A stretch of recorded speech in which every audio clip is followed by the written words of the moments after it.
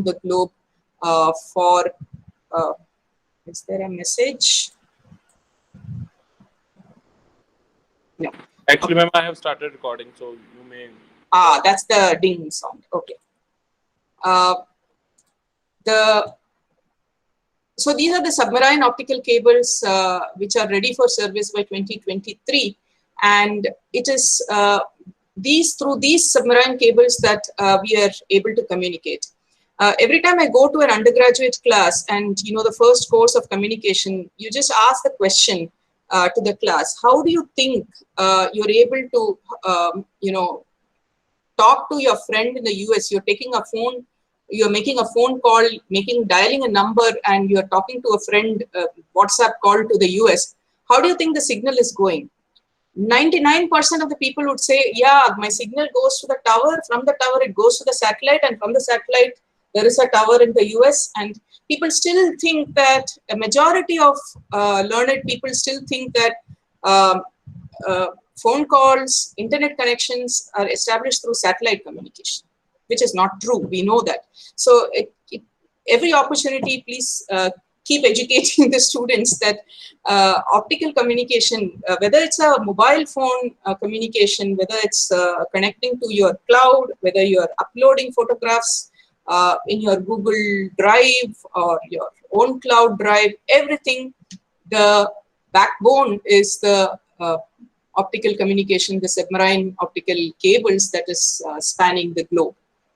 And you'll be finding it curious that these cables are actually going around the countries rather than crisscrossing, obviously because of the land rights and the cable cut problems. So it is much easier to go under the sea rather than having the trouble of putting it across the land and then figuring out where the cable got cut. There's an associated interesting research problem. One of the companies with whom we work with, they have come up and said that this is Sterlite Technologies. They have come up once and said that, look, there is a lot of fiber cables crisscrossing in India. These are dark fibers which were installed during the installation time, thinking that in future it will be of use. But now if you look for those cables, you can't find them. You can't find them because it's cut from both sides. If a cable is cut from one side, you can send a pulse, do an OTDR, and find out where the cable is cut. But then what happens if the cable gets cut from both the sides? So apparently more than 55% of the cable that is already laid in India, we are not able to access because they are cut from both sides, right? So we need interesting solutions to solve these kind of problems. And just moving on, the motto is make use of the connectivity that we have. We establish connections. It's much easier to talk to, especially the pandemic has taught that you can work from wherever you are and still connect, collaborate, and create. Okay. So to just give you an overview of the research that I've been doing, the central theme of my research has been nonlinear optical effects. Okay. And initially, as a part of my PhD, I was very sure that, I had to do an experimental work and I want to study nonlinear effects in optical fibers. And that was the expertise of my guide. She was expert in nonlinear spectroscopy, actually. But the first challenge was, she said, look, nonlinear optics requires high power and I don't have high power in the lab. So why don't you spend a couple of years trying to build high power laser sources? And that's when I started working on fiber lasers. And during the last many years, this is an activity that I'm still continuing. And there is still funding that is coming in from defense and also from the gravitational wave observatory and group for building sources which are of exotic wavelengths. So I've worked in the past with 1064 nanometer lasers, 1550 nanometer lasers. Now the work is on 2 micron lasers for the gravitational wave observatory. That's a topic for another talk on why you need 2 micron for gravitational wave observation and so on. And I'm sure this community is aware that we are getting one of the biggest gravitational observatory in India, which is getting commissioned very soon in Maharashtra. This would be the 5th observatory in the world, and that's going to help the gravitational wave observations much more frequent. The first gravitational wave was observed in 2015, and the events, it took the community about 30 years after setting up the experiment to have the first observation. But then there are multiple observatories set up, and it becomes very easy to observe gravitational waves of different frequencies, then tracing back to the origin of universe. I've also worked on Q-switch lasers, which were used for sensing. Then there's this, I jointly work with a colleague of mine on very high power 1064 nanometer lasers for the defense applications. So here the thing is, I've put a double arrow here because beyond a certain power level, the lasers themselves will start behaving in a nonlinear fashion. And my contribution to that community is to actually see how to minimize the nonlinear effects in such high power lasers, how to mitigate the nonlinear effects. And one of the primary deterrent in high power lasers is stimulated Brillouin scattering. So as a part of another work, we have also doing we understand stimulated Brillouin scattering quite well. So this is again a collaborative work with another group here who's using this Brillouin scattering for dynamic strain and temperature sensing. And I'm trying to work with them on designing specific signal processing schemes, modulation schemes to increase the range, dynamic range, and the speed of sensing. Then comes the bread and butter of optical signal processing, where the nonlinear optical effects are made use of in either semiconductor optical amplifiers or in nonlinear fibers for specific targeted applications in communication. So I've listed some applications that we have worked on or currently working on. Wavelength conversion is in semiconductor optical amplifiers and highly nonlinear fibers is something that we have worked in the past. This is a work of my first PhD student. This is the work of my second PhD student, where we did a optical clock recovery using again nonlinear processes. This is the work that I'm going to talk about today: phase conjugation and phase sensitive amplification. Time stretching photonic ADCs is another major application of, I wouldn't say nonlinear effects, but manipulation of light in a way that is going to be useful for microwave photonics. And definitely you should ask Karamdeep to talk about this, because he's the one who is working in this photonic analog to digital converters. Now, all these optical processing functionalities are meaningless unless you're able to demonstrate it for the current trending coherent communication systems. So that has led me to establishing a high-speed communication setup in the lab, which, when I say high speed, it is we have demonstrated up to 1 terabit per second in the lab. And that has also led to microwave photonics radio over fiber facilities, because some of the applications that we are talking about require analog communication. So the difference is this: we also, this is high speed coherent digital communication, and radio over fiber would mean that your signal is in the analog domain. The signal could be from the radar signal or from a cellular phone signal, from a base station. We are trying to see how to not convert it into digital domain, transport it in the analog manner itself, and there are certain benefits of doing that, and probably at a later stage manipulate it and then do the analog to digital converters with the photonic front end. So that is the microwave photonics activity that is going on in the lab. And there are currently two postdocs who are working as project officers other than Karamdeep, who is an institute postdoc, and several PhD students and master students working on all of these. The outline of today's talk is, I will talk to you about, in general, what is the status of optical coherent communication, what are the challenges, phase conjugation. Then I will just dwell on one or two applications. The philosophy is, whatever I am telling you, we should understand rather than rather than covering a lot of things. I would prefer to uncover small things. So even if we do not finish the entire presentation, that is fine. But I would like to do justice to whatever we are covering. So this is a capacity trend diagram that is quite common in optical communication community, where on the x-axis you have the years and on the y-axis it's the data rate. So initially the data rate given by optical communication per carrier using on-off keyed systems were limited by the speed with which the electronics can work. So initially you were at 10 gigabits per second.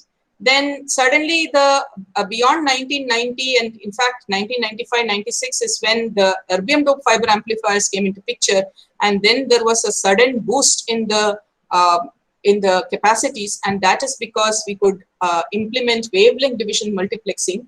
Not that we didn't have lasers before to implement.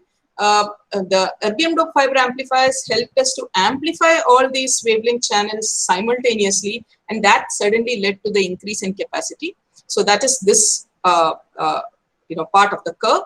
And beyond that, beyond 100 gigabits per second, there was a gap here between 96 and about 2002, where people may be familiar with this term, where telecom bubble burst, where 10 gigabits per second was thought to be much more than what is necessary for communication, optical communication.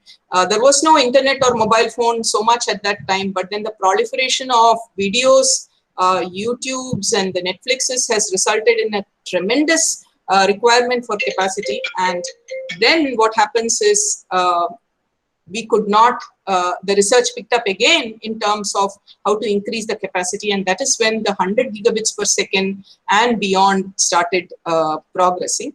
And finally, where is the end?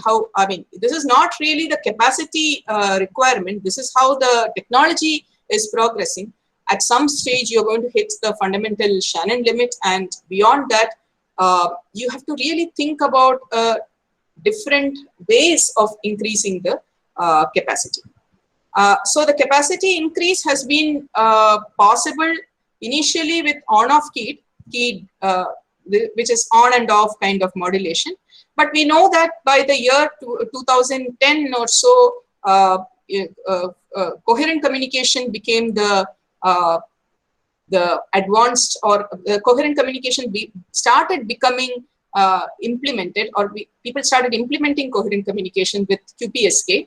Today's standard is 400 gig Ethernet, or 400 gig optical lines is what we are talking about. The recent conferences, some of these conferences are free. So I was attending OECC and the talks, and they were talking about 800 gig is going to become the standard.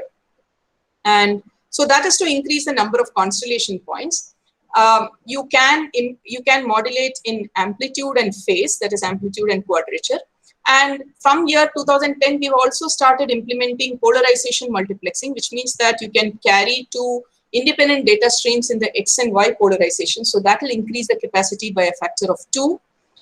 We could also do wavelength division multiplexing or frequency division multiplexing, where multiple colors are used for transmitting independent data streams. So that is another degree of freedom. So currently it is C-band, 80 channels, but people in all these conferences, the next thing that people are talking about is ultra-wideband communication. So why restrict to C-band? The capacity requirement is increasing.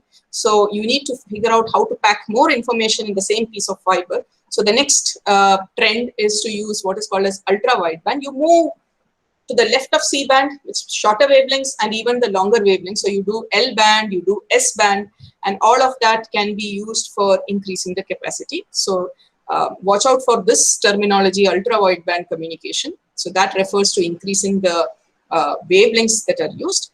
And another disruptive way of increasing the capacity is to use space as a degree of freedom.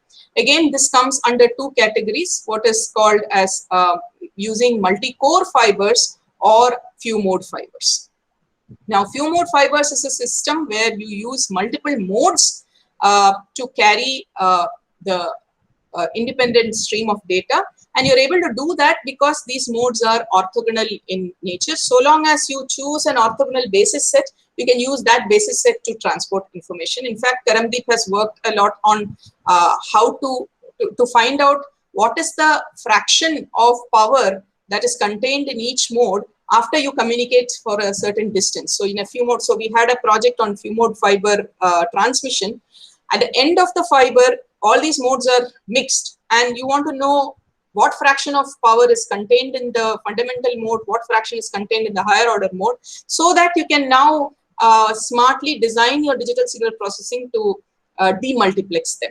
Right? So one of the work Karandeep did was to take a camera image, and from the camera image, try to extract what is the fraction of weight and fraction of phase with which they are combining. And that was a very, very useful work for that project. The other thing that is starting to get commercially deployed is these multi-core fibers. Now you can also think of few mode fiber in each of these cores. And these are the technologies, disruptive technologies people are talking about for now trying to see how to beat the Shannon limits. Now, so essentially you're changing the channel. So in that sense, you're not beating the Shannon limit. You're basically changing the channel. You're increasing the multiplicity in the channel.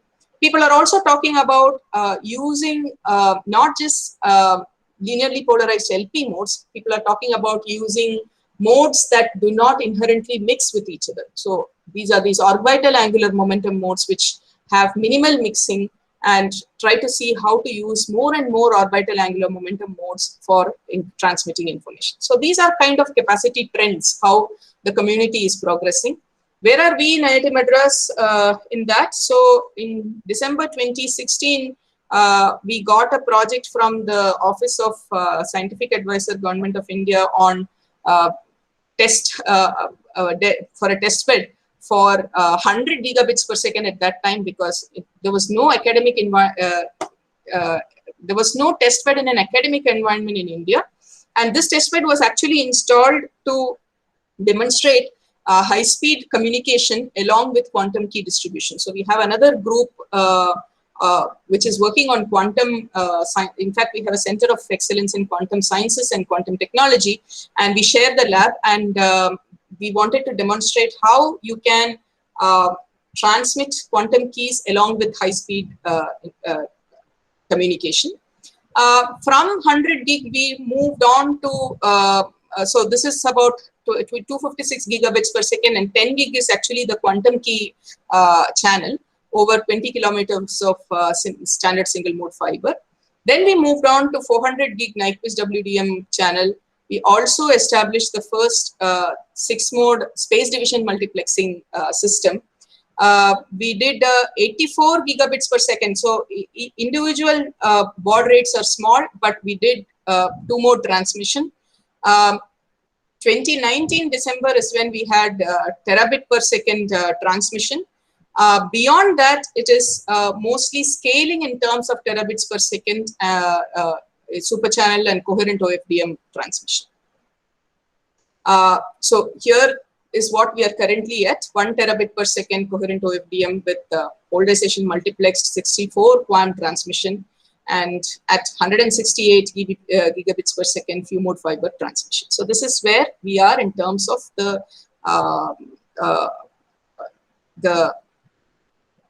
data rates that we are able to handle in the lab.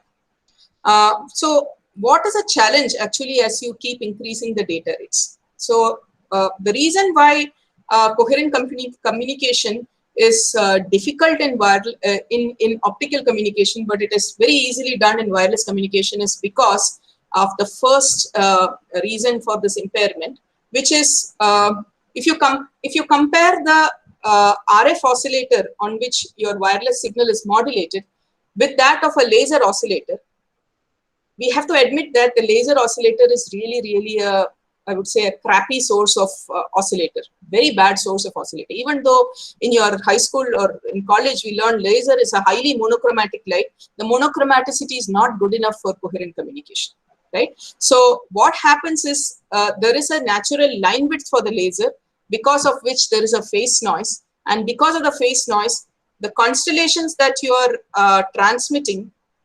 So this is a sample QPSK ideal constellation where you're transmitting. If you're transmitting an amplitude of 1 and a phase of 45 degree, the understanding is that you're transmitting a bit pair 0, 0.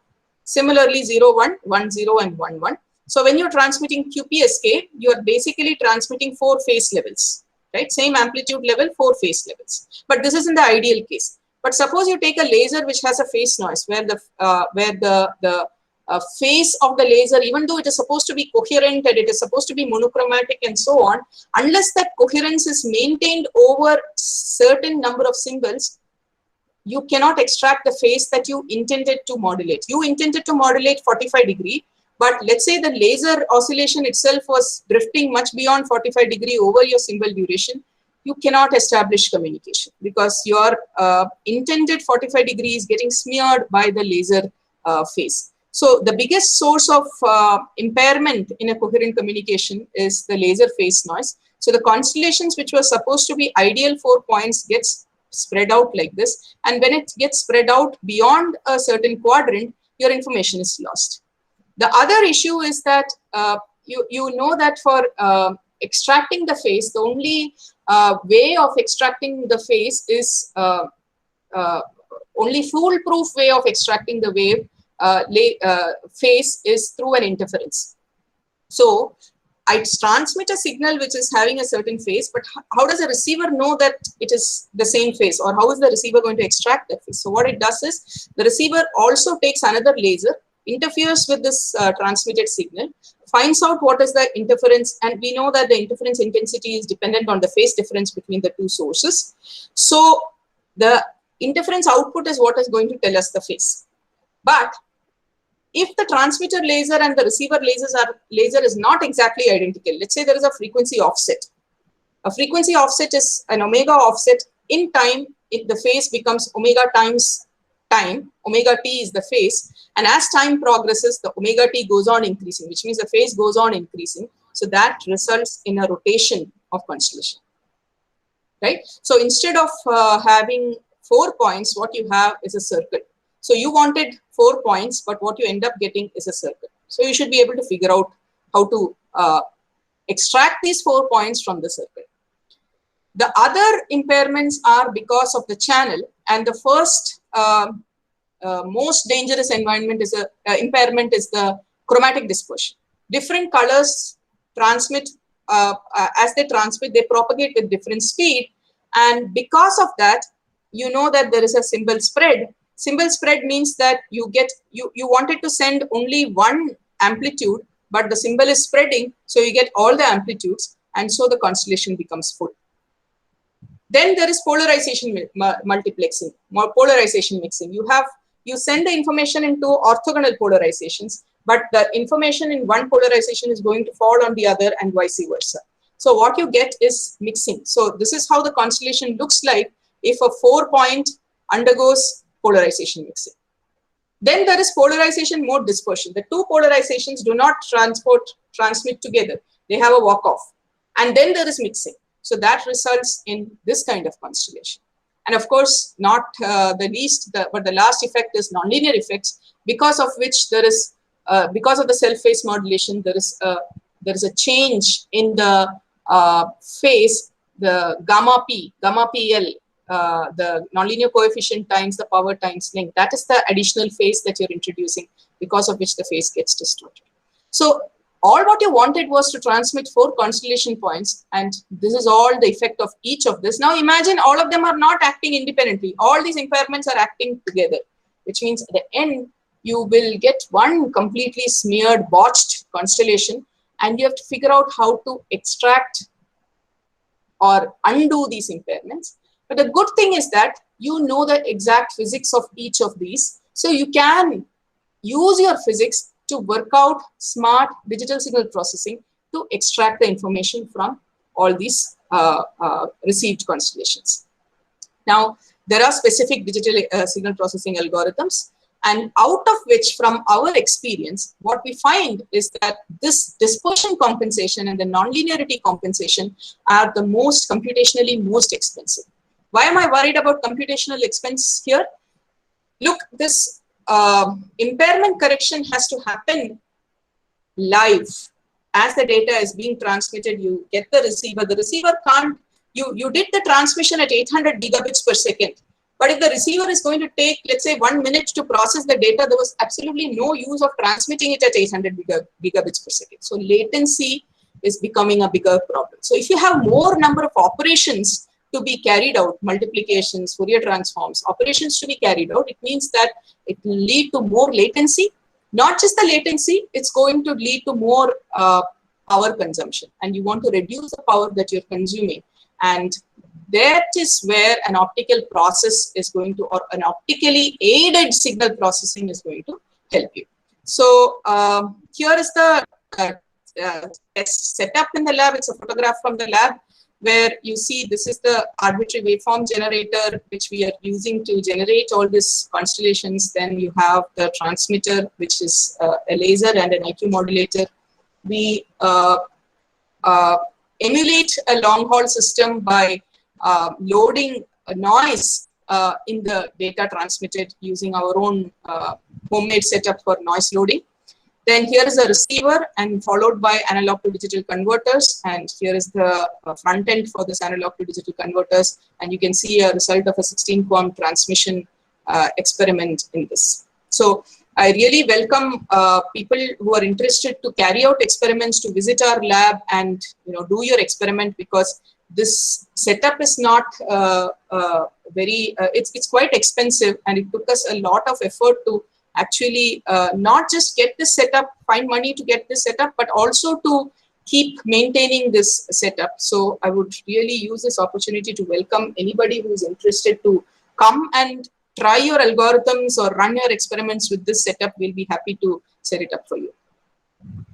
Now, coming about this, talking about this, the impairments and where is optical signal processing going to help in these impairments. As I said, chromatic dispersion is one of the most challenging. Even though we understand chromatic dispersion very well, it's one of the computationally most challenging tasks to overcome chromatic dispersion. The math is very simple.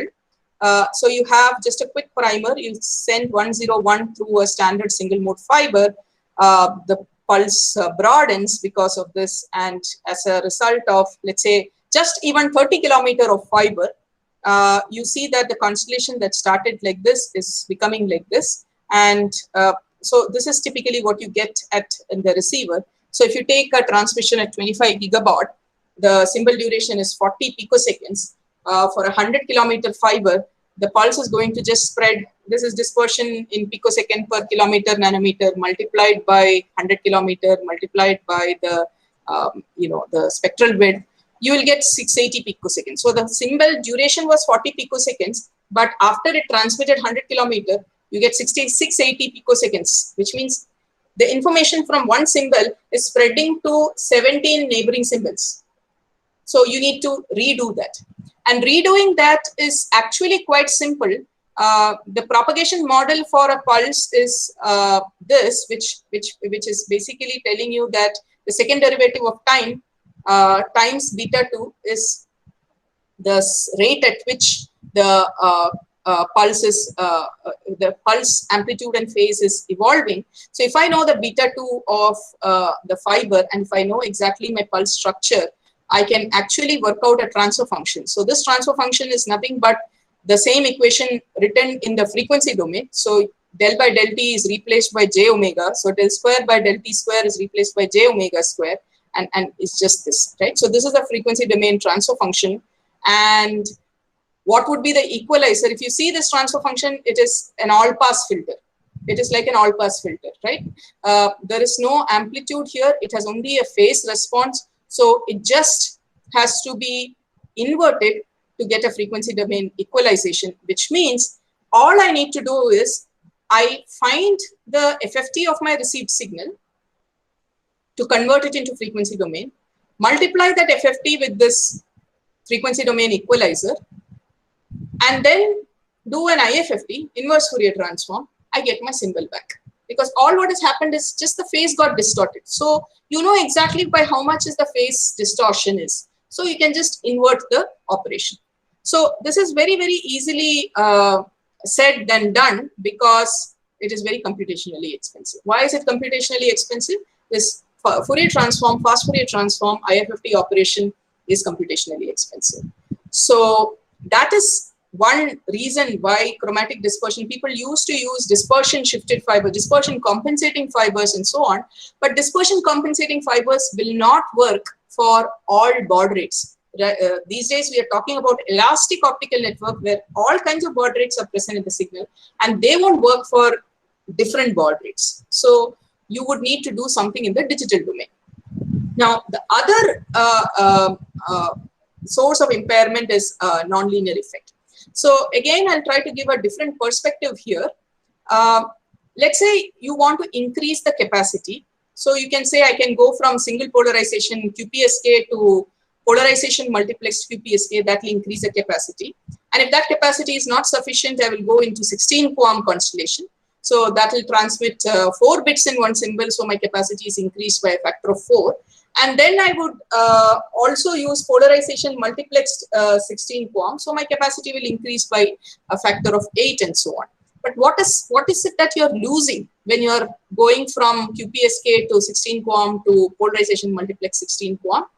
If you calculate the bit error rate versus the signal to noise ratio requirement, turns out that single pole QPSK, if you want to have a bit error rate of, let's say, 1e minus 5, the signal to noise ratio that I need to maintain is only 9 dB.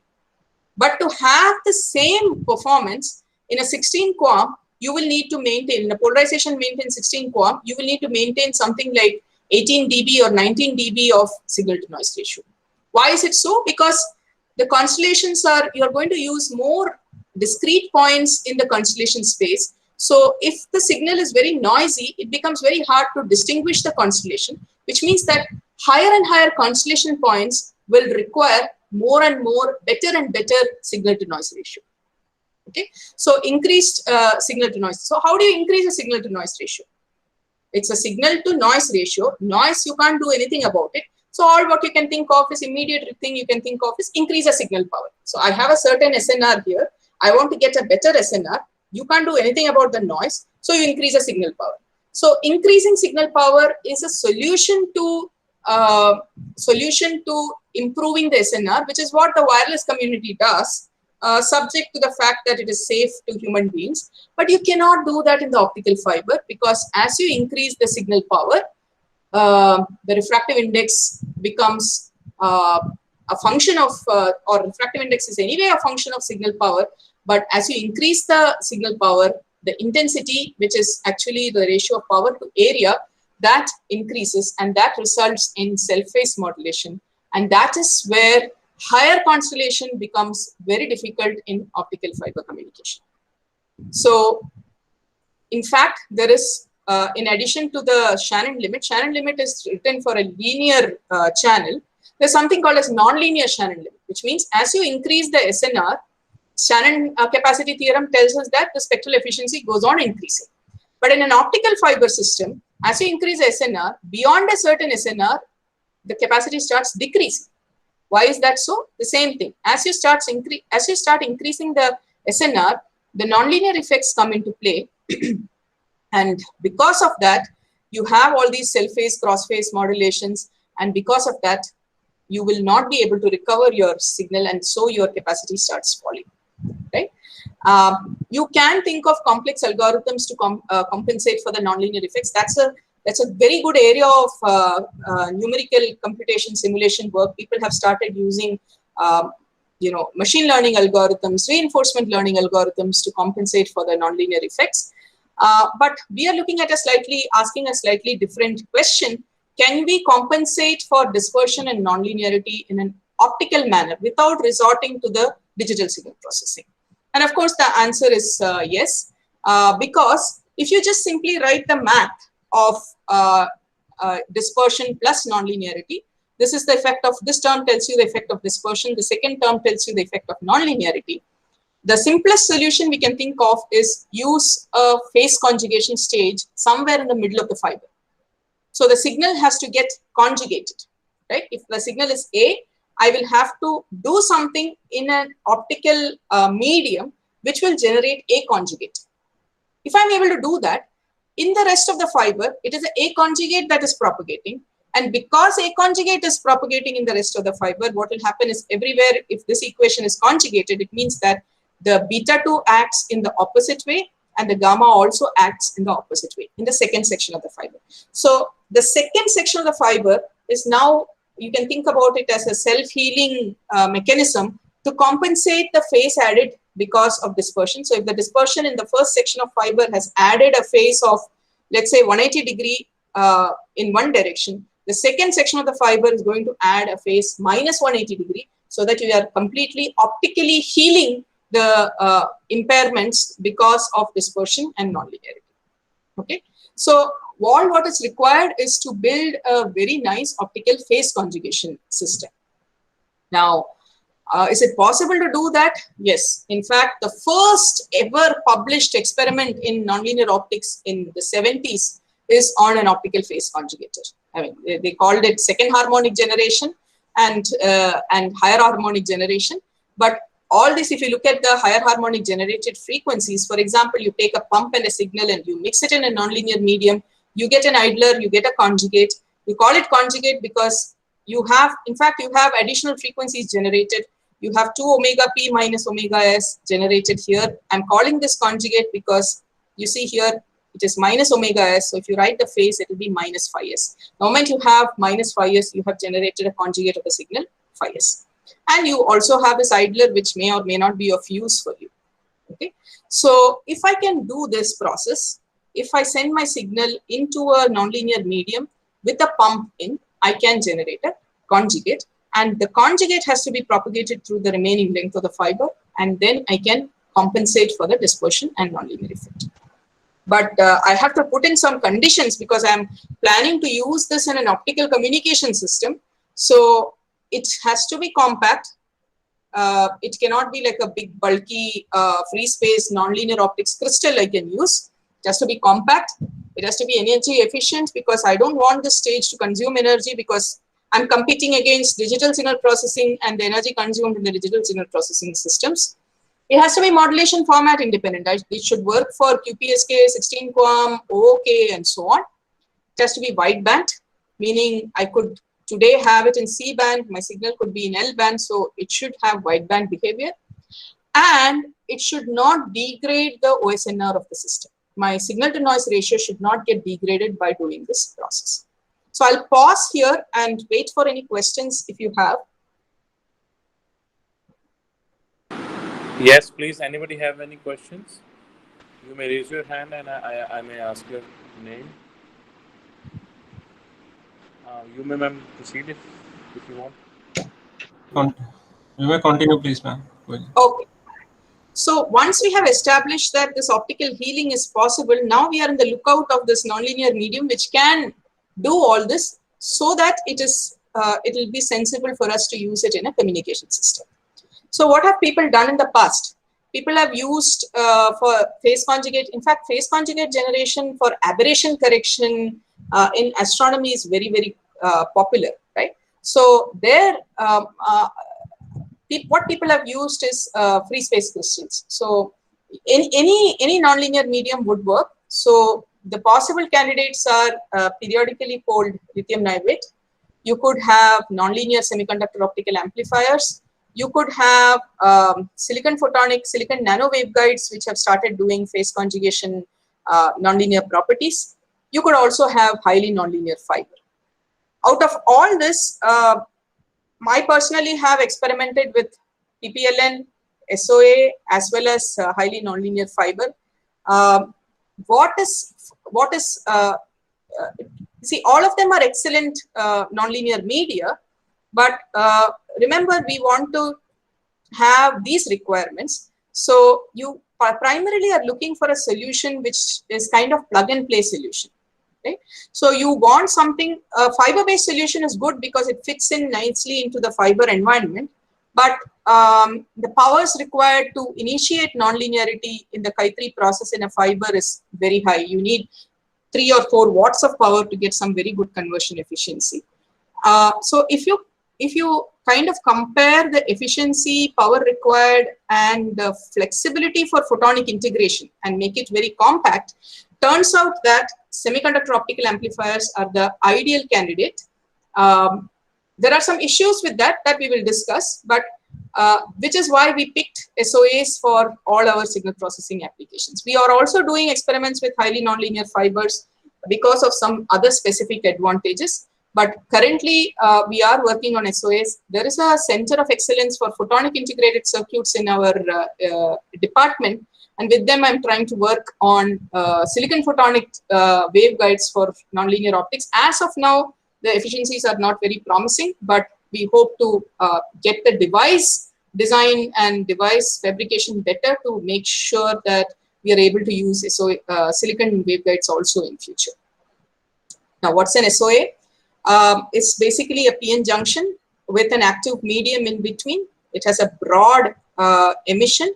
All what you need to do is through this current stripe, send a current. So you get it as nicely packaged like this in a butterfly package. You mount it on a butterfly package, connect a driver, thermoelectric cooler, drive the current through this. Out comes light. So this is the power spectral density or the optical spectrum measured in our lab at different power levels. There is no input optical power here, so that's why you get a broadband ASE emission. You see that the reason I'm showing this to say that this is wideband. You can use it anywhere between, let's say, 1480 or 1450 to all the way up to 1650 nanometer. It's already having a wideband behavior. The saturation powers are low, meaning as you increase the input signal power, so this is a result of an experiment where gain is shown as a function of input signal power. You see that the gain starts decreasing beyond a certain input power, and this is the nonlinear operation we are looking for.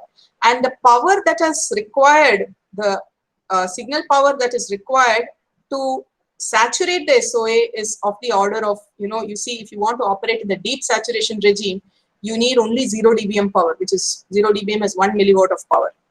Then the other thing is response time. How fast is the SOA response? It's we have quantum dot SOAs which are commercially available, and they have a carrier recovery time of 25 picosecond, which means that your baud rate is 40 picoseconds. It will definitely recover. But what about increasing baud rates? There are some other experiments which we have done to show that you can add an assist beam and improve the carrier recovery time. I'm not going to talk about those results, but this is how in general SOA is faring.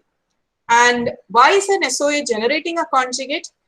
In terms of people familiar with communication, it is very easy to understand this process. If you imagine that the SOA has, the semiconductor optical amplifiers have, when you send a current, there is a population inversion. Okay.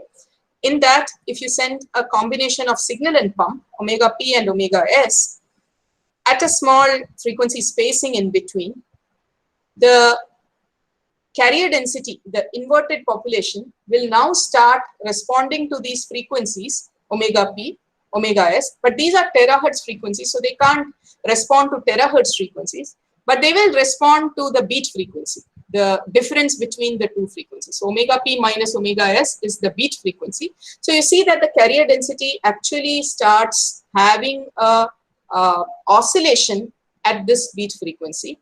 Now, this oscillation is what is depicted here. Now, the carrier density oscillation would mean that in any semiconductor, when there is the refractive index of the semiconductor is dependent on its carrier density.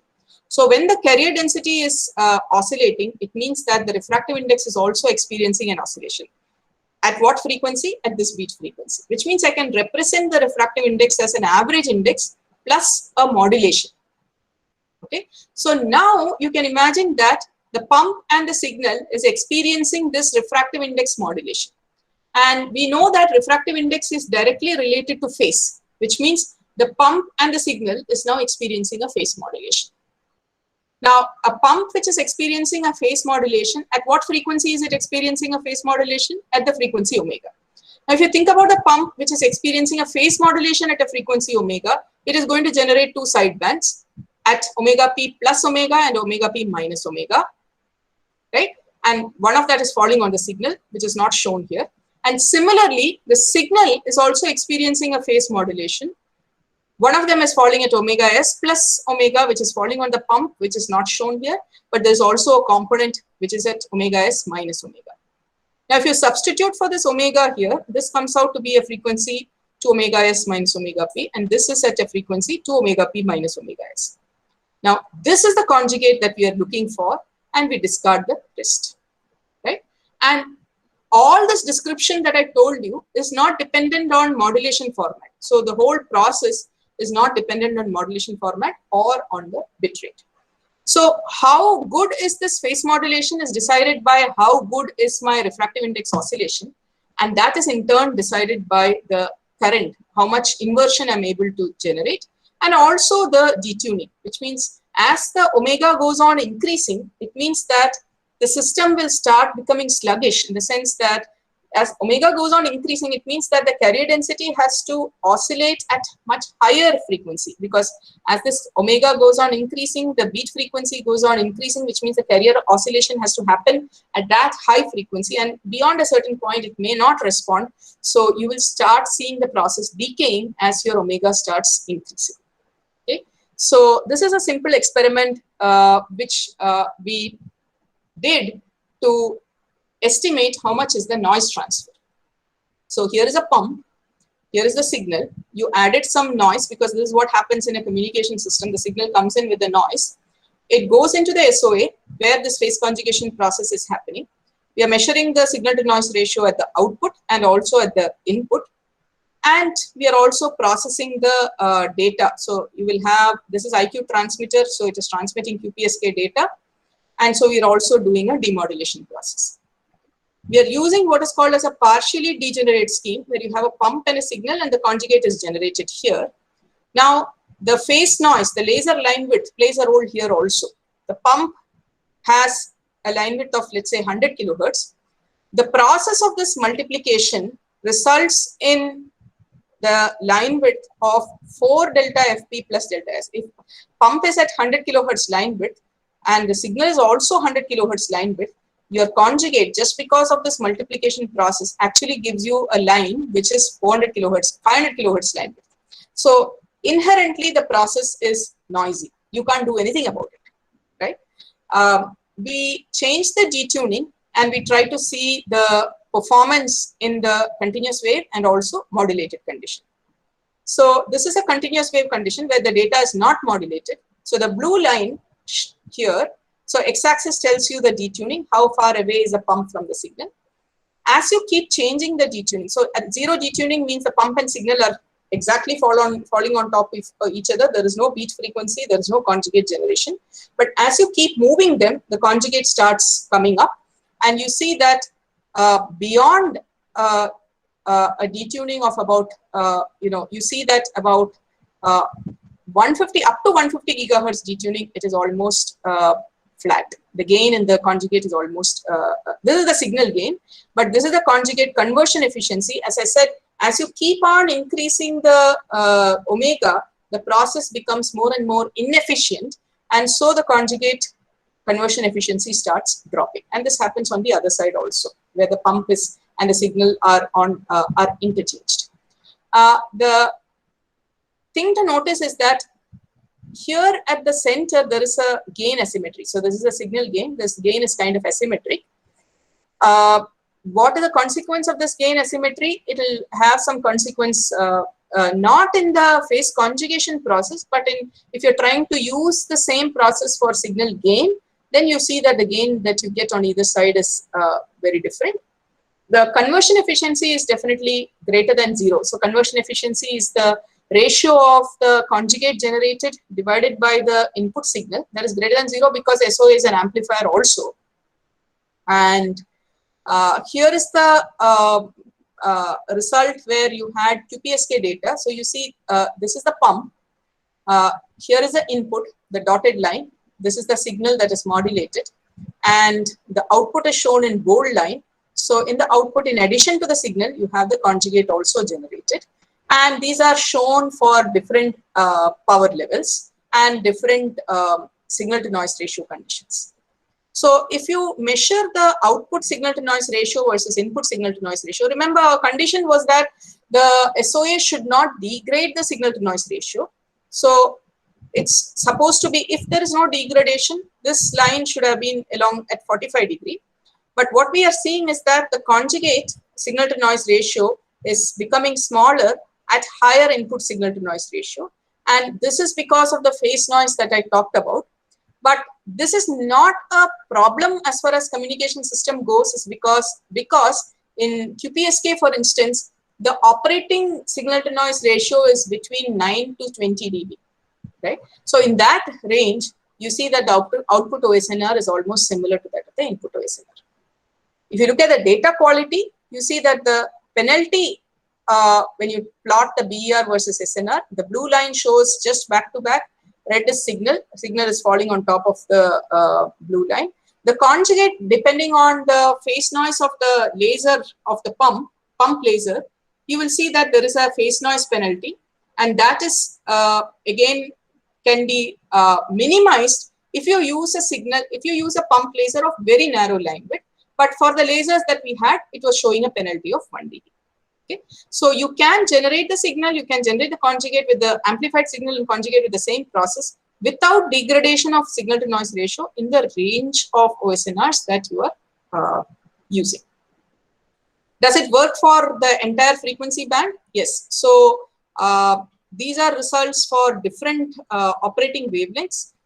This is the difference between output and input OSNR, and that's 0 dB for the range of OSNRs that are used in communication systems, right? And this is for the conjugate. It is all flat, which means this can be used in the entire C band, okay? And the penalty is less than 1.5 dB across the entire C band.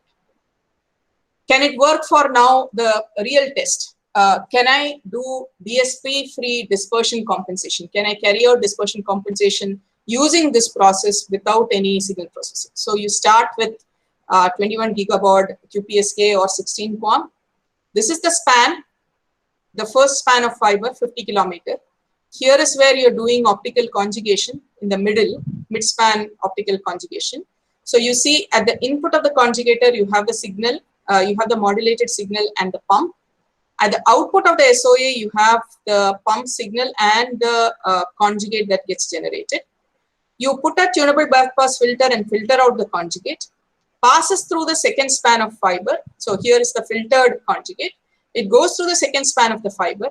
And what did we say in the beginning? We said that the conjugate propagating through the equal length of second span is going to completely compensate for all the dispersive effects and nonlinear effects. And these are the results. You see, this is the back-to-back signal, right? This is the back-to-back optical phase conjugation, right? This diamond red is without phase conjugation. So which means you had to do a signal processing. You do a FFT, IFFT process to compensate for the dispersion. And here 50 kilometer OPC 50 kilometer is again showing you the results where we are saying almost, there is of course a penalty, but the penalty is less than 1 dB. Now, the key is you did not do any digital signal processing. You did not do any digital signal processing for dispersion compensation or nonlinearity compensation. Now, in terms of nonlinearity compensation, to study that, what we did is, as you increase the power that is launched into the fiber, as you go on increasing the power into the fiber, you see the case red without OPC, beyond a certain power, the error vector magnitude or the bit error rate or the error vector magnitude tells you how botched, how big the constellation is. That goes on increasing, which means that beyond the effect limit, you cannot really recover the data. But what happens if you do the optical phase conjugator without DSP itself? What we are seeing is that the EVM is not degraded. So even you are able to go up to 12 dBm of power, the EVM is not degraded. It's all well within the EVM, which means I'm able to increase the power into the fiber and thus reach longer distances because my SNR is improved. The same thing we repeated for 16 QAM and also coherent OFDM. All three are giving you actually similar performances. Okay? And there is a uniform performance across the C band. So this proves that I can use an optical signal processor, which is a phase conjugator, in the mid-span of a long communication network and minimize the digital signal processing that I need to do for dispersion as well as nonlinearity compensation. So this is the end of the first part, and it's already 1 o'clock. So I will stop here and maybe do the second part at some later stage. But before I conclude, what I wanted to show you was phase sensitive amplification, but maybe some other time. I want to tell you the energy implications of a phase conjugate. We said one of the important requirement is that the energy required should be low. So it turns out that if I just add up all the energy consumed by all the components in my midspan phase conjugator stage, the total energy required is something like 175 watts of power, right? It is not really energy efficient for on-off keying. This kind of wavelength conversion phase conjugation is not efficient for, if you look at it in the on-off keyed perspective. But the key is that the energy consumed will remain the same irrespective of the bit rates and the modulation format, which means that for 10 gig system and 100 gig system and 1 terabit system, energy consumed is the same. So people talk in terms of not energy, but energy per bit.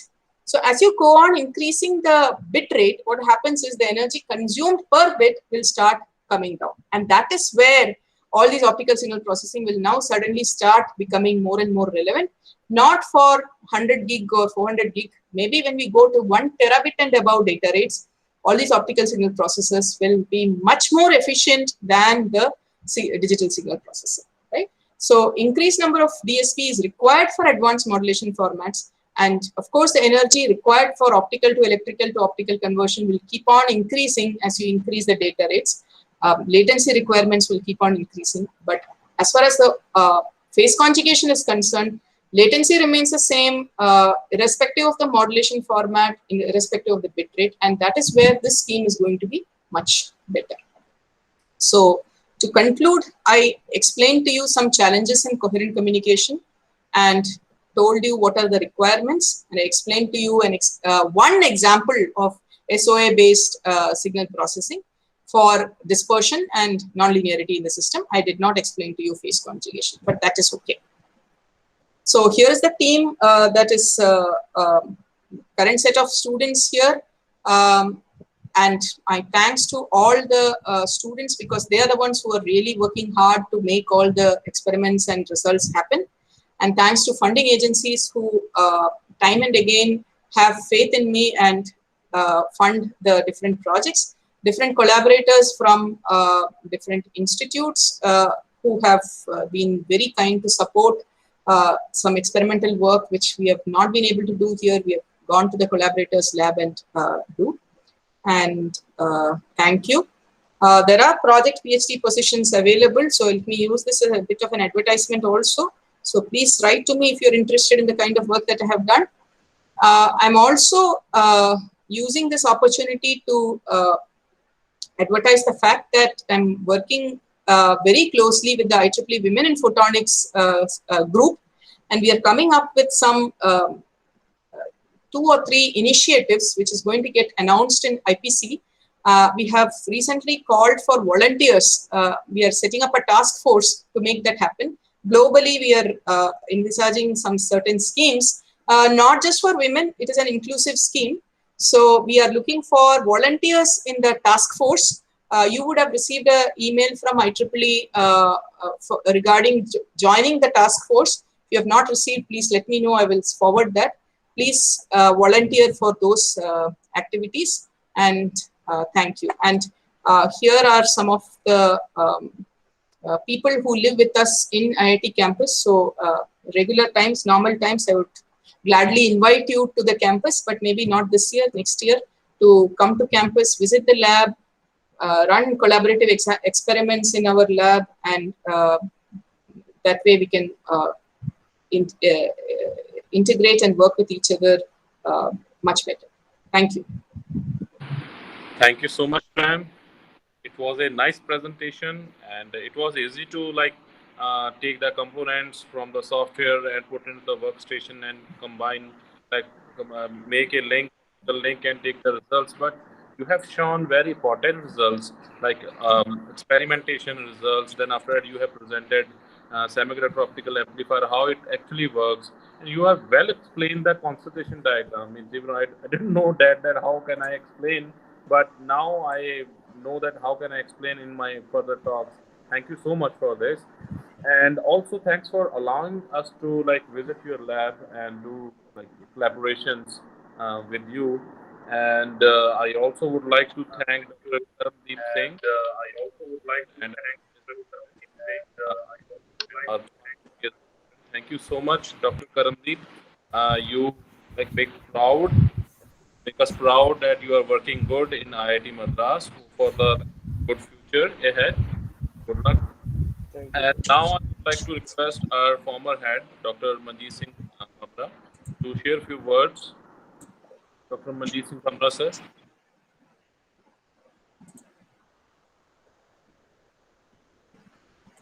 Sir, please unmute your mic.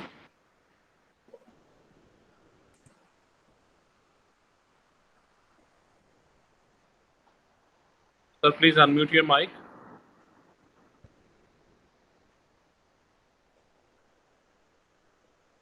I think this is some technical problem.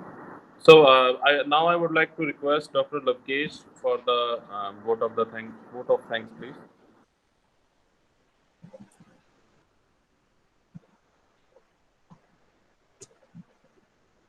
I could speak now. It's okay now. I will speak now.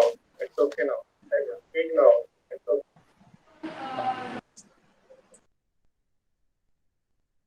Okay, sir. Okay.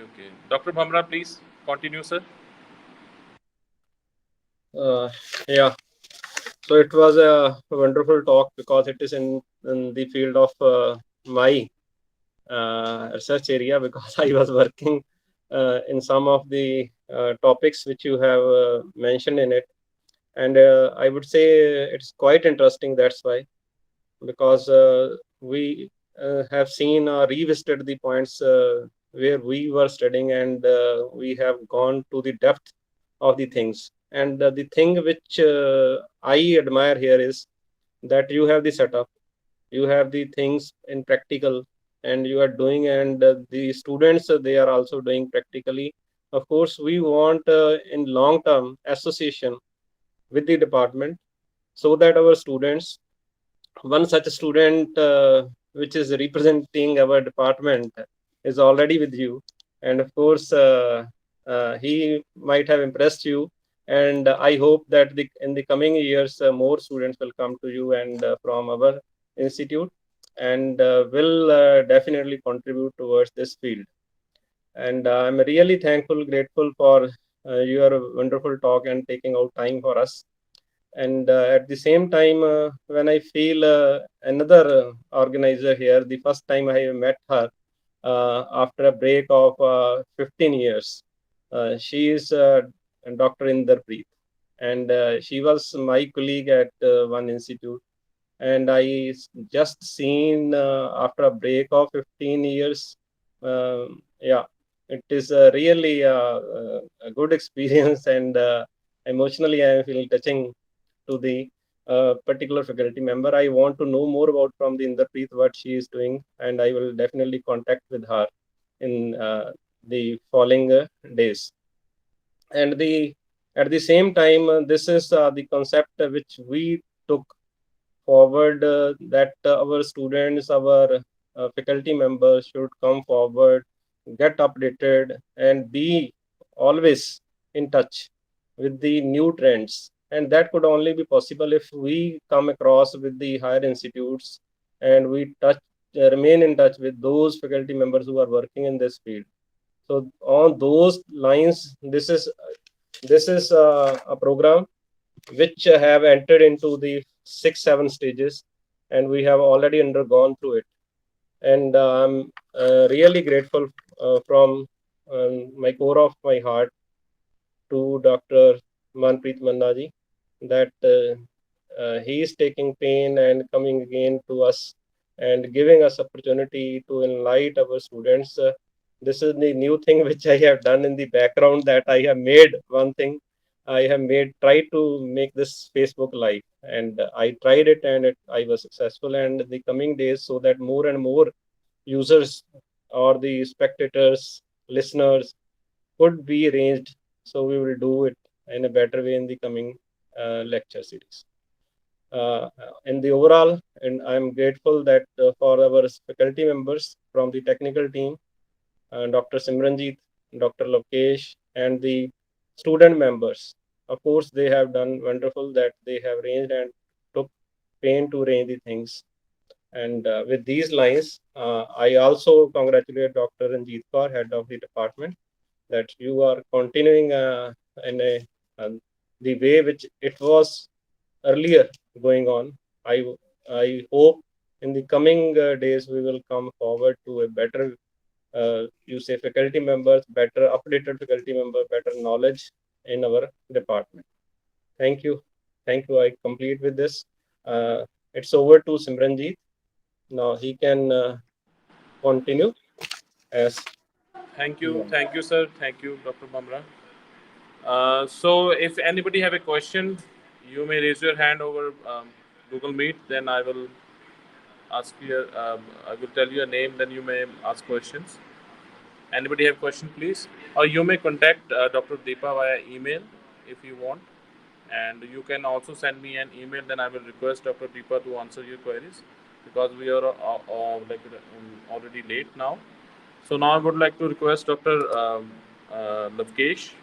She is Vice President of Technical Club A of the department for the vote of thanks, please.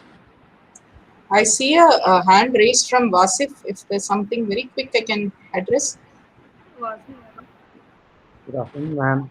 Yes, Mr. Vasif, do you have any question? Yes, sir. Good afternoon, ma'am. Please ask.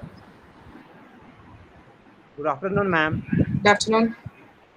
Ma'am, I have one question that how we can work in quantum signal processing? It's a very, very broad question you're asking. So I would say you start with some basic course on quantum processing. NPTEL is offering a course, I think it's a 4-week course where they are integrating with IBM for some of the quantum related work. So that course is probably starting in August. So once you get the basics of that, and then QKD is an area that is very, very common. We do some work in that direction also. So you can contact after that. Okay, ma'am. Thank you, ma'am. Thank you, ma'am. It was very informative session. And thank you. And one question I want to say that how we master student can visit your lab and contact with you so that we can get some benefit from your lab also. Master student, definitely you can do a lab visit. But as far as internship goes, institute has a requirement that we sign an MOU with your university to take interns from the university. So if there is you think that your professors think that there will be a steady stream of people every year who would be interested, we can think of working out an MOU with your university, and based on that MOU, you can send master students every year. That's possible. Thank you, ma'am. Yeah. Thank you. Thank you, Mr. Vasif. One thing I want to share that recently we also have started working on quantum communication over passive optical networks, and I have submitted one project in core research grant. If you are interested, then you can contact me. I will also contact Dr. Deepa. Then we may help you in like suitable way. So you can come to my office. You can discuss with me. Then I will also discuss with Dr. Deepa. Then we may do something in collaboration. Thank you, sir. Thank you so much for your question. So now I would like to request Dr. Lavkesh for the vote of thanks, please. Thank you, Dr. Simranjeet Singh. So first of all, I really want to thanks to Dr. Deepa Venkatesh from core of my heart that she joined our department and just explore her knowledge with us so that we can also go for the further research in the same field with the different parameters of optical, such as ma'am has very beautifully and very elaborately explained about the SOA and some other its impairments, and she very well explained with the graphical elaborations. So thank you so much, ma'am. You shared your knowledge, So I think this will help our students as well as our faculty. I think students के लिए तो शायद मुश्किल होगा, but faculty के लिए भी this is very good opportunity, and I think students and as well as faculty may you may help us for the further do the research in these areas. Even ma'am, I am also doing my research in the optical signal processing with the SOA. So I think that will be my great pleasure if I help, I get help from your side, ma'am. Yeah, so thank you so much being the part of our webinar series, ma'am. So I also want to thank Madam Dr. Inderpreet Kaur, Vice Chair IEEE Photonic Society, Delhi section, Rajasthan chapter. She also encouraged us webinar series with her great motivational words, and she's also doing very well in her in her field. So I also again thank you for being the part, and I also further want to thank Dr. Manpreet Singh Manna, Chair IEEE Photonic Society, Delhi section, Rajasthan chapter. His, you can say, ma'am, our Dr. Manna is always help us and always motivate us, as he is very near to us, and he so many times came here for encouraging us. Again, I want to thank Dr. Manpreet Singh Manna. Further, I want to thank our pillar of the department, Dr. Ranjit Kaur, who always motivate with his leadership. He just joined as HOD of our department recently, and I think this is the first lecture under her leadership. She also very much encouraged us to do this webinar. Thank you, Dr. Ranjit Kaur, and very importantly, Dr. Manjeet Singh Bamraji, who is the formal head of the department, who always motivate for each and every function, every event of the department, whatever we are organizing. So Dr. Manjeet Singh Bamraji, so we always required your blessings in every function, every event of the department, whatever we'll organize.